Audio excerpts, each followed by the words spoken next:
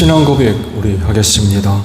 나는 전능하신 아버지 하나님 천지의 창조주를 믿습니다. 나는 그의 유일하신 아들 우리 주 예수 그리스도를 믿습니다. 그는 성령으로 잉태되어 동정녀 마리아에게서 나시고 본디오 빌라도에게 고난을 받아 십자가에 못 박혀 죽으시고 장사된 지 사흘 만에 죽은 자 가운데서 다시 살아나셨으며 하늘에 오르시어 전능하신 아버지 하나님 우편에 앉아 계시다가 거기로부터 살아있는 자와 죽은 자를 심판하러 오십니다. 나는 성령을 믿으며 거룩한 공교회와 성도의 교제와 죄를 용서받는 것과 몸의 부활과 영생을 믿습니다. 아멘. 찬송가 302장입니다.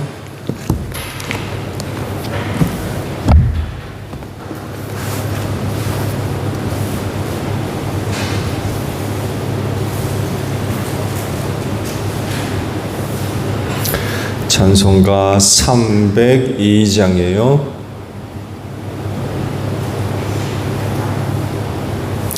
내 주 하나님 넓고 큰 데는 저 큰 바다보다 깊다. 너가 닷줄을 끌러 깊은 데로 저 한가운데 가보라. 언덕을 떠나서 장파에 배 띄워 내 주 예수 은혜의 바다로 내 맘껏 져가라. 왜 너 인생은 언제나 거기서 저 큰 바다 물결 보고 금빛 모르는 깊은 바닷속을 한 번에 하려 한 번아. 언덕을 떠나서 장파에 배 띄워 내 주 예수 은혜의 바다로 내 맘껏 져가라. 많은 사람이 얕은 물가에서 저 큰 바다 가려다가 찰싹거리는 작은 파도 보고 마음 약하여 못 가네.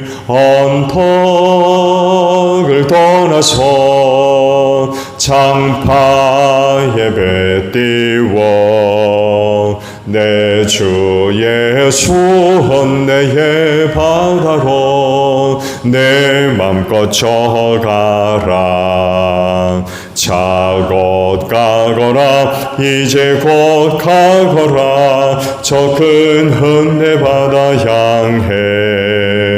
자 건네 너를 저 깊은 데로 가라. 망망한 바다로 언덕을 떠나서 장파에 배 띄워 내 주 예수 은혜의 바다로 내 맘껏 져가라. 말씀을 봅니다. 열왕기하 14장이에요.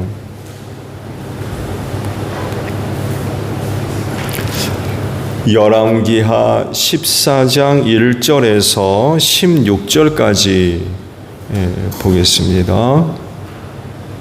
이스라엘 왕 여호아스의 아들 여호아스 제2년에 유다 왕 요아스의 아들 아마시아가 유다 왕이 되었다.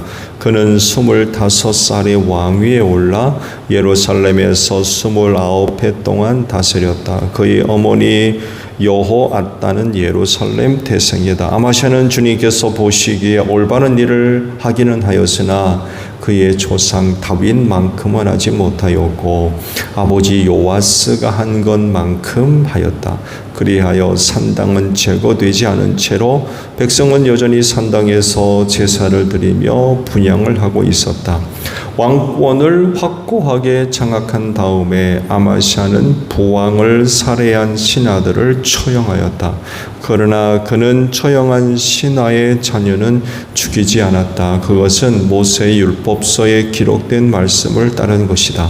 거기에는 아버지가 자녀 대신에 처형되어서도 안 되고 또 자녀가 아버지 대신에 처형되어서도 안 된다. 오직 각 사람은 자신이 지은 죄에 따라 처형되어야 한다 하고 말씀하신 주님의 명령이 있다. 아마샤는 소금 계곡에서 에돔 사람 10,000명을 쳐 죽이고 또 셀라를 쳐서 점령한 다음에 그 이름을 역도엘이라고 하였는데 오늘까지 그렇게 불리고 있다. 그때 아마샤가 예후의 손자요 여호아스의 아들인 이스라엘의 여호아스 왕에게 전령을 보내어 서로 직접 만나 힘을 겨루어 보자고 제안하였다. 이스라엘의 여호아스 왕은 유다의 아마샤 왕에게 사람을 보내어 이렇게 회답하였다.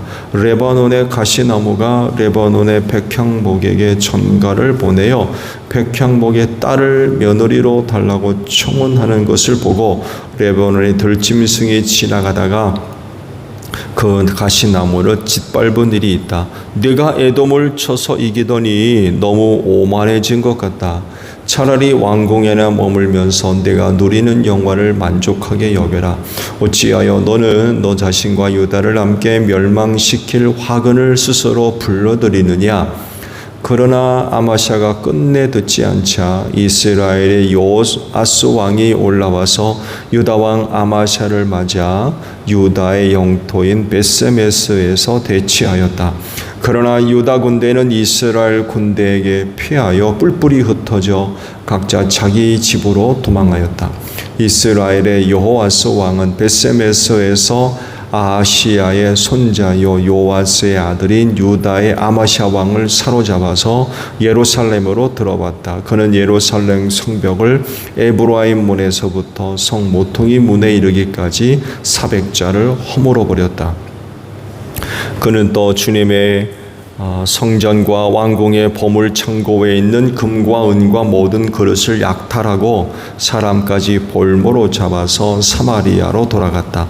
여호아스의 나머지 행적과 그가 누린 권세와 그가 유다 아마샤 왕과 싸운 일에 관한 것은 이스라엘 왕 역대지략에 기록되어 있다. 여호아스가 죽으니 사마리아에 있는 이스라엘 왕들의 묘실에 안장하였고 그의 아들 여로보암이 그의 뒤를 이어 왕이 되었다. 아멘. 오늘 아침에는요 8절에 있는 말씀을 함께 나누려고 합니다. 그때 아마샤가 예후의 손자요 여호아스의 아들인 이스라엘의 여호아스 왕에게 전령을 보내어 서로 직접 만나 힘을 겨루어 보자고 제안하였다라는 말씀입니다. 왜 이런 제안이 있게 됐을까요? 서로 싸우자는 얘기인데 한동안 북이스라엘과 평화를 맺고 있다가 아마샤가 싸우자고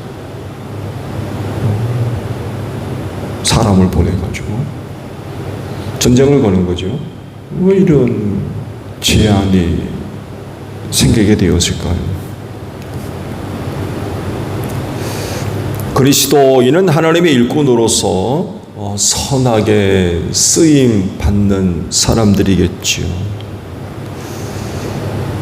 하나님의 뜻을 실현해 가야 할 사람들이 악한 일에 쓰여서야 되겠습니까? 선하게 쓰임 받아야 되겠죠. 이를 위해서도 하나님의 영을 주셨고 그분이 믿는 자 안에 성전 삼아 내주하시면서 감동하시고 이끌어 주시는 그런 그 은혜가 있는 줄로 믿습니다. 이렇게 선하게 쓰임 받는 데 있어서 조건은 믿음이죠. 그 믿음이 전제되지 않으면 하나님의 뜻을 이루는 일을 위해 선하게 쓰임 받기 어려울 겁니다.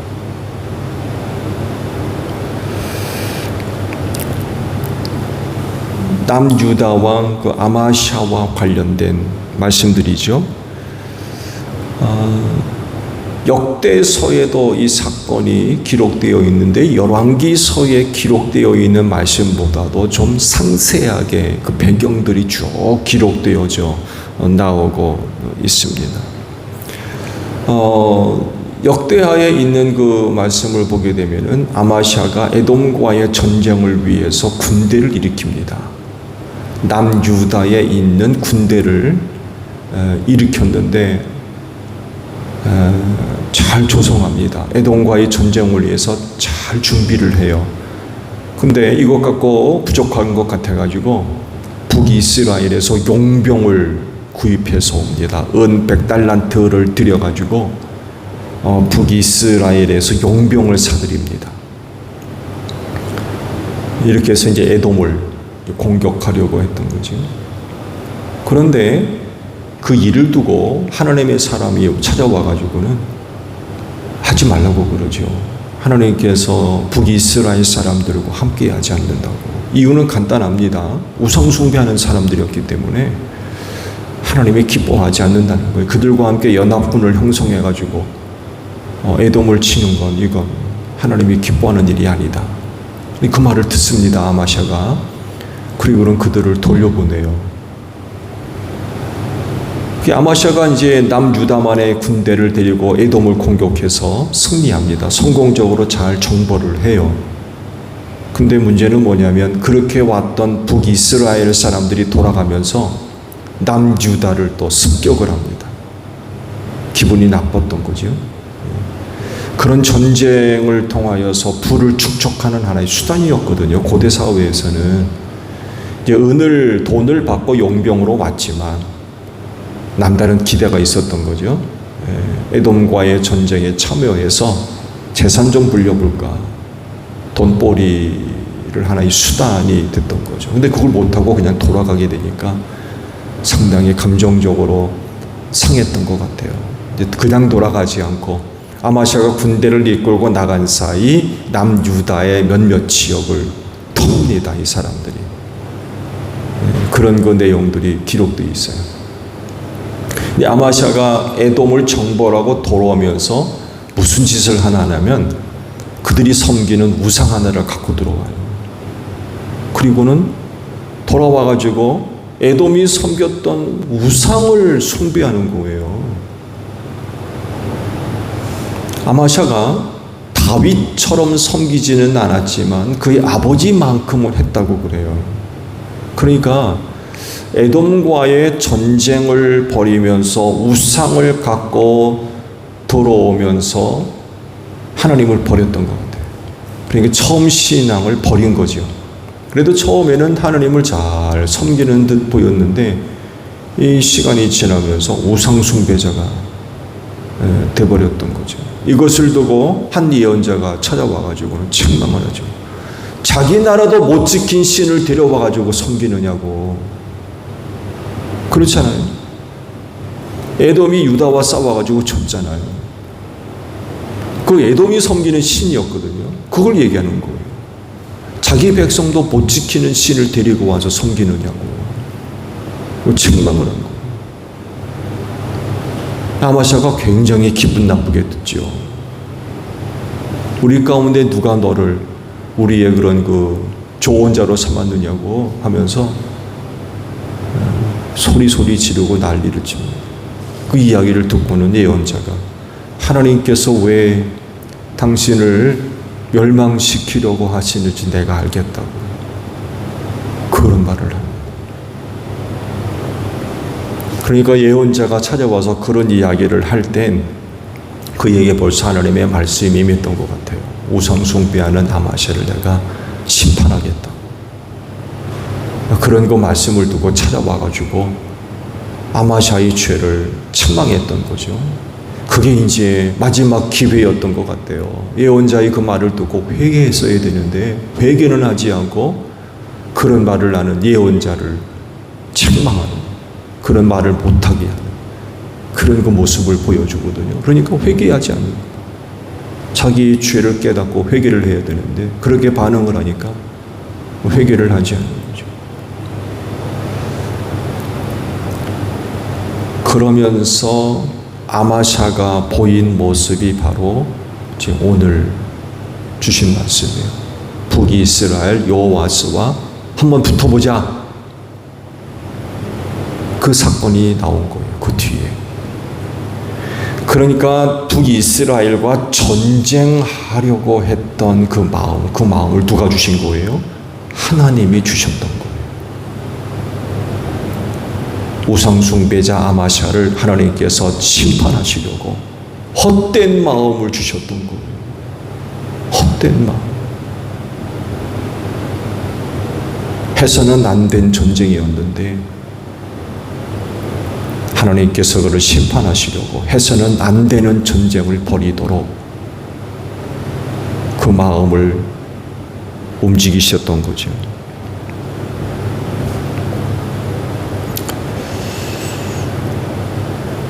북이스라엘의 여호와스가 경고를 하죠.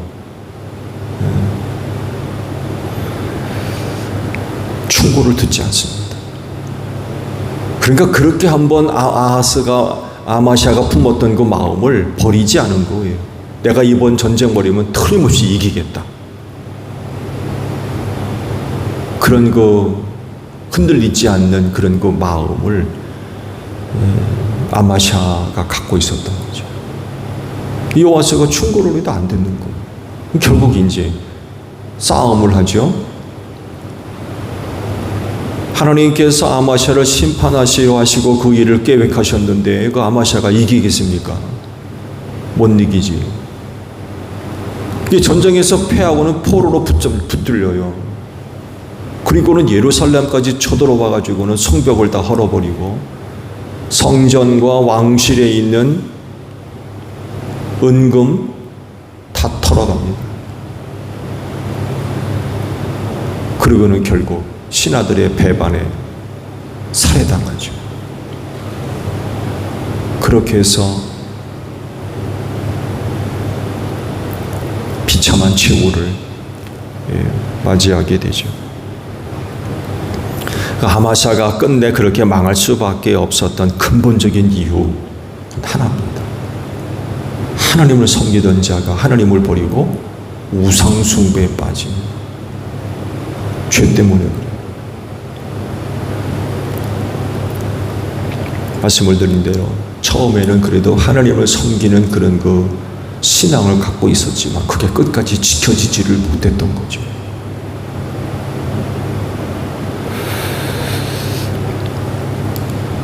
어처구니 없게도 자기와 싸워 패한 나라의 우상을 들여와서 섬긴다. 어처구니 없는 짓이죠. 고대 사회의 전쟁은 그랬잖아요. 신들의 전쟁이었어요.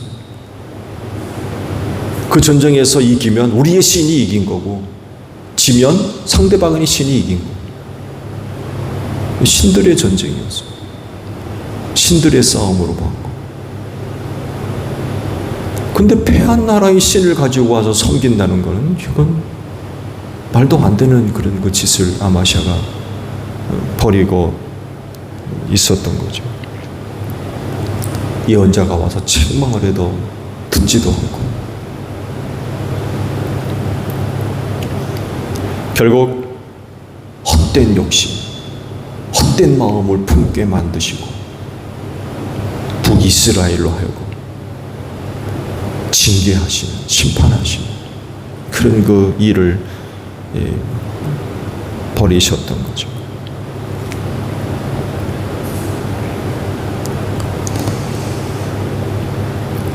여러분 안에는 누가 있습니까? 성경 말씀 보게 되면 하나님의 영이 성전 삼아 내주하신다고 말씀을 해주고 계시죠.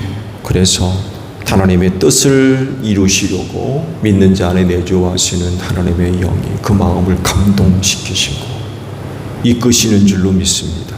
그래서 믿음으로 순종하며 신앙생활하는 사람들이 그리스도인이에요. 여러분 안에 내주하시는 하나님의 영이 악한 마음, 헛된 마음을 품고 죄짓게 만들고 타락하게 만들고 하나님의 뜻을 이루는 것이 아니라 헛된 것을 이루는 그런 일은 있을 수가 없는 거죠.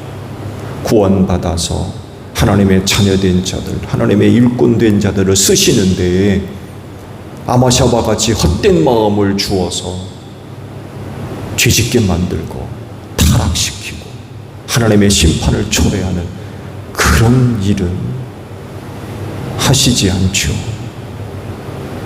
하나님의 영이 믿는 자 안에 그렇게 역사하시겠습니까? 그럴 수가 없는 거죠. 하나님의 선하신 뜻을 이루시려고 여러분 안에 내주하시는 하나님의 영이 선하게 역사하는 줄로 믿습니다. 그래서 믿음으로 순종하면 그 선하신 일을 이루는 줄로 믿습니다. 그 조건이 뭐예요? 우리가 예수를 믿는 믿음을 갖고 있기 때문에 그래요. 우리 안에 예수를 믿는 믿음이 없다면 하나님의 영도 우리 안에 계시지 않습니다. 예수를 믿는 믿음으로 말미암아 우리에게 거저 주신 은혜 중에 하나가 바로 성령님이시잖아요.